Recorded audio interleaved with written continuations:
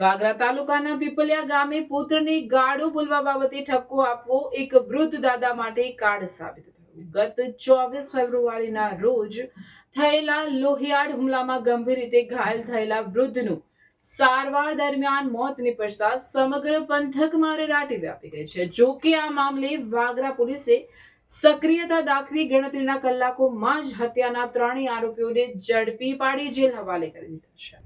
બનાવની વિગત અનુસાર ગત તારીખ 24/2/2026 રોજ રાત્રિના આશરે 8 વાગ્યાના અરસામાં પીપલિયા ગામના જૂના ફળિયામાં આવેલી મહંમદભાઈની દુકાન પાસે આ હિંસક મારામારી સર્જાઈ હતી.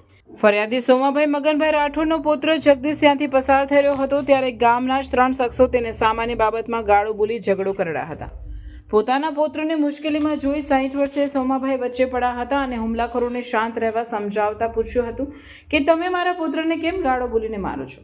આટલો ઠપકો આપતા જ આરોપીઓ ઉશ્કેરાઈ ગયા. નગીન હીરા વસાવા, વિનોદ રમેશ વસાવા અને બિપિન રમેશ વસાવાએ લોખંડની પાઇપ અને લાકડાના સપાટા વડે વૃદ્ધ સોમાભાઈ પર જીવલેણ હુમલો કરી દીધો હતો. વૃદ્ધને માથા અને શરીરના ભાગે ગંભીર ઈજાઓ પહોંચાડી આરોપીને જાનથી મારી નાખવાની ધમકી આપી ફરાર થઈ ગયા હતા. જો કે શરૂઆતમાં ગામમાં સામાજિક સ્તરે સમાધાનના પ્રયાસો થયા હતા, પરંતુ બીજા દિવસે સોમાભાઈને અસહ્ય દુખાવો પડતા તેમને તાત્કાલિક ભરૂચ સિવિલ હોસ્પિટલ લઈ જવાયા હતા. ત્યાં તેમની હાલત વધુ નાજુક જણાતા ડોક્ટરોએ તેમને વડોદરાની એસએસજી હોસ્પિટલમાં રિફર કર્યા. જીવન અને મરણ વચ્ચેની જંગ લડ્યા બાદ આખરે સોમાભાઈએ દમ તોડી દીધો હતો.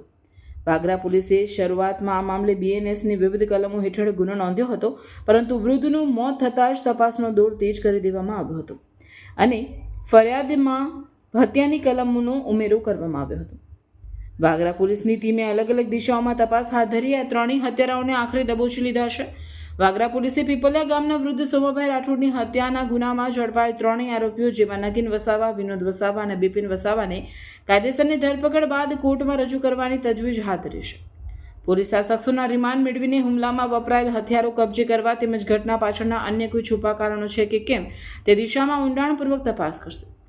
રિમાન્ડ દરમિયાન પોલીસ આરોપીઓની કડક પૂછપરછ કરી પુરાવા એકત્રિત કરશે, જેથી આ ગંભીર ગુનામાં મજબૂત ચાર્જશીટ તૈયાર કરી શકાય. પુત્રને બચાવવા ગયેલા દાદાના મોતથી રાઠોડ પરિવારમાં શોકનું મોજું ફરી વળ્યું છે.